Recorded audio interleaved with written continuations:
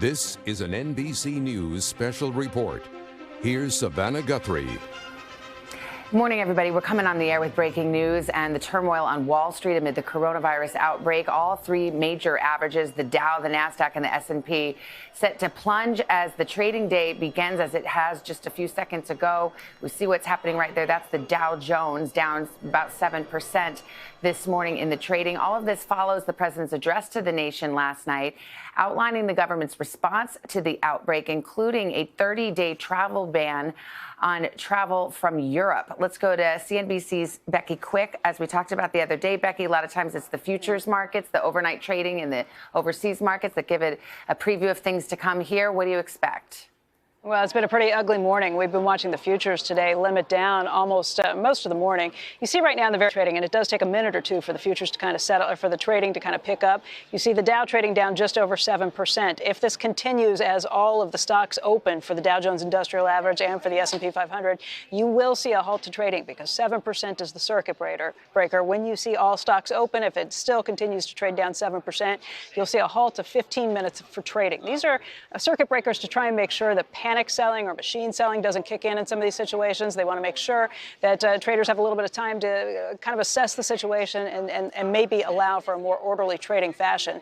We have not seen circuit breakers used until earlier this week, since all the way back to 1997. So you went about 23 years without the market panicking on these levels. But as you can see, we're trading right around that at this moment. It would be the second time just this week. And so we'll keep an eye on what the circuit breakers, whether or not they're triggered or not. But also, Becky, another unfortunate milestone yesterday, and that is the market going into what people in your line of work call bear territory, right. 20% down off its highs. It's been a bull market, meaning going up since, I guess, for about 11 years. So if you can talk about the significance of that.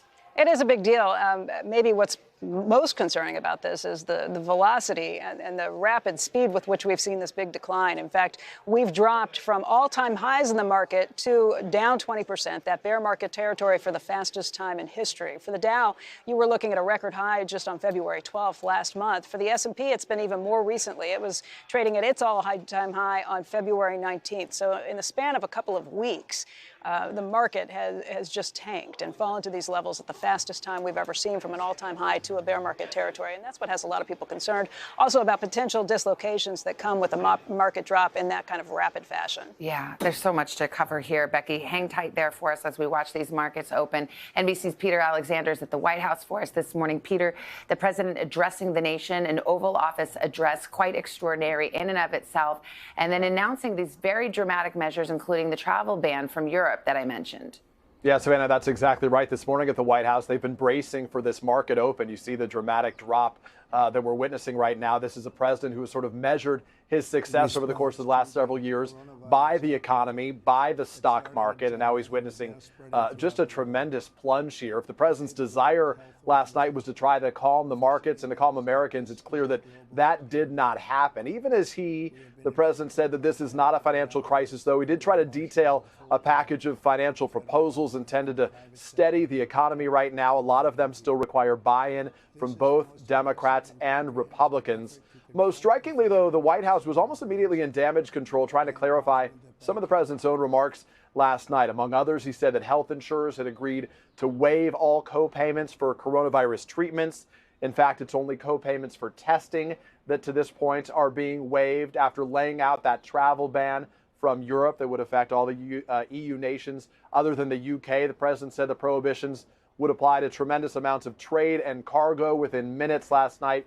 His aides clarified that the ban only impacted people, travelers, not goods. And he also did try to clean up some of the past comments he's made. You'll remember just days ago saying it was okay to go to work last night. The president acknowledging this is a global pandemic and effectively now for the first time urging anyone with symptoms, as his health officials and other public health officials have done, to stay home.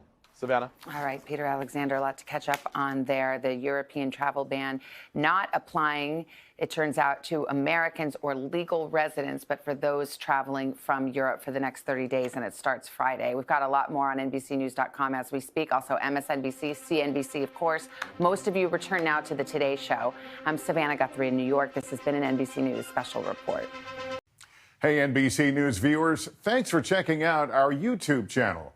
Subscribe by clicking on that button down here and click on any of the videos over here to watch the latest interviews, show highlights, and digital exclusives. Thanks for watching.